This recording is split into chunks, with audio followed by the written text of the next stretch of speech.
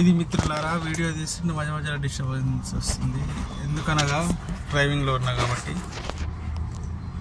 నా లక్ష్యం నెరవేరుతుందో లేదో తెలియదు, కానీ నా లక్ష్యం నెరవేరే వరకు ఈ పోరాటానికి అందరూ మద్దతు తెలుపుతారని నేను కోరుకుంటున్నాను.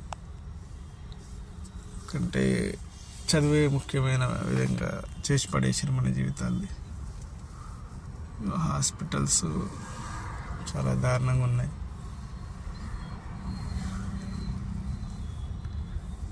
అదేవిధంగా ప్రకృతి, భూమి, భారతదేశం అంటే మన ఇల్లు, ఇది మన అందరి ఇల్లు, మనకు హక్కు ఉంటుంది. మన ఇంటిని మనం కాపాడుకోవాలంటే పాత రోజులు తీసుకురావాల్సిందిగా విన్నపం. ప్లాస్టిక్ని రద్దు చేయాలి. ఆ రోజుల్లో వాడే విధంగా పబ్లిక్ ట్రాన్స్పోర్ట్ ఎక్కువ వాడాలి. ప్రైవేటు వాహనాల ఉత్పత్తిని ఆపేసేయాలి. కలుషితం లేని భూమిని మన ముందు తరాలకి, మన పిల్లలకి ఇవ్వాలంటే ఇవన్నీ చేయవలసిందిగా విన్నపం. ప్రస్తుతానికి హ్యాబిట్స్ దగ్గర ఉన్న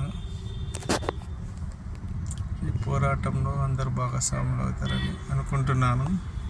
కావాలనుకున్న నా వీడియో లైక్ చేసి,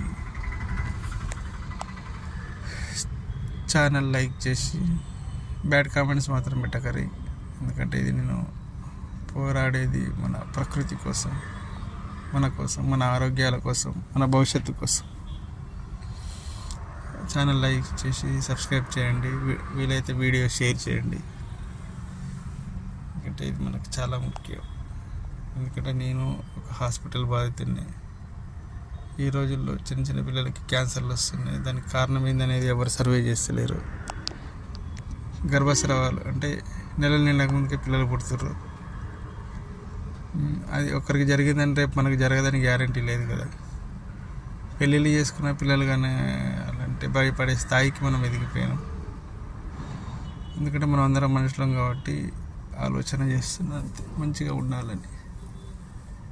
అది మిత్రులారా, హాస్పిటల్ చుట్టూ తిరిగి తిరిగి కొందరు ఎంత సఫర్ అవుతారో నాకు తెలుసు. అదే ట్యాక్సీ డ్రైవర్ని కాబట్టి, నేను హైదరాబాద్ సిటీలో నడుపుతున్నా కాబట్టి.